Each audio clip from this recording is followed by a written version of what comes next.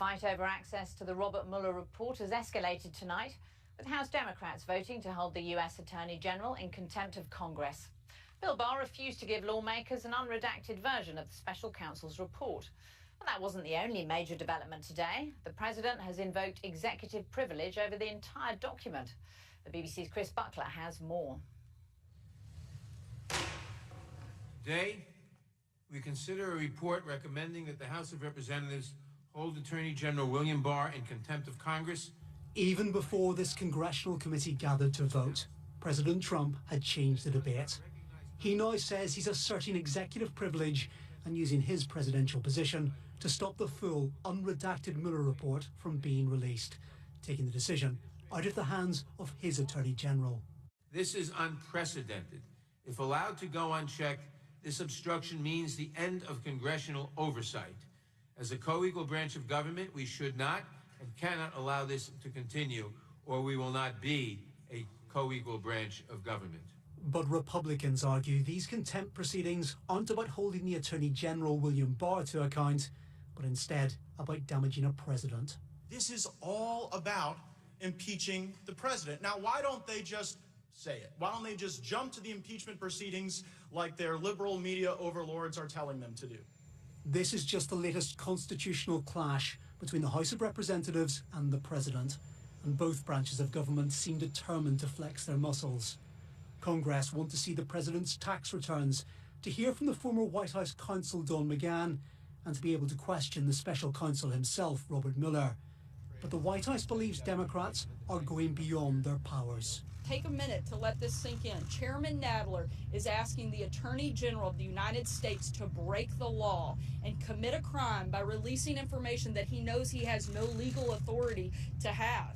The fallout from the Mueller report continues to deepen divisions, and Democrats claim it threatens to damage democracy. I can only conclude that the president now seeks to take a wrecking ball through the Constitution of the United States of America. Mr. President, if the Mueller report clears you, why not let Congress see all of it, sir? As President Trump left to hold a rally with supporters in Florida, he may have felt that he'd outwitted his opponents. But this political and constitutional battle is far from over. Chris Buckler, BBC News, Washington. And for more on the legal wrangling between the White House and Congress, I'm joined now by Elizabeth Wydra, a legal expert and president of the Constitutional Accountability Centre. So, Elizabeth, now that we've had the House voting to find the Attorney General in contempt of Congress, where does it go? Well, it could go a couple different ways. I mean, first of all, this is extraordinary. We're talking about, kind of basic fundamental constitutional structure. This is like schoolhouse rock time, what school children learn, checks and balances between Congress and the president.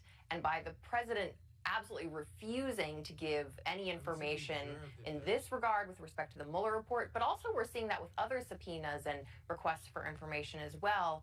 There's really a clash between Congress and the president. And now there are kind of the legal machinations of what happens after a contempt vote. First of all, it goes to the entire House after the House Judiciary Committee vote today. But then, most likely we'll end up in court with Congress trying to enforce its request for this information. So is it really going to come down to the courts deciding which of the co-equal branches of government is in the right here? I think most likely. There is this inherent authority that Congress has to put out subpoenas, to get information in order to do its constitutional job of passing laws and providing oversight to the executive branch. But I think we will end up with the courts having to decide, as we saw during, some of the Nixon and Watergate years, what exactly can the president withhold as executive privilege. And frankly, this Mueller report is not it. He's already basically waived privilege for the report, and the other information that they're seeking to deny Congress, which they say is because it's grand jury information, the actual federal rule of civil procedure that governs that grand jury information allows it to go to Congress, at least to the national security committees. Now, the president has also been saying that he doesn't want Robert Mueller to appear in front of Congress. Does this tussle make it more or less likely that we hear from Mueller? I think in some ways it depends on whether Mueller is still a Department of Justice employee at that time or not. Right now they're talking May 15th.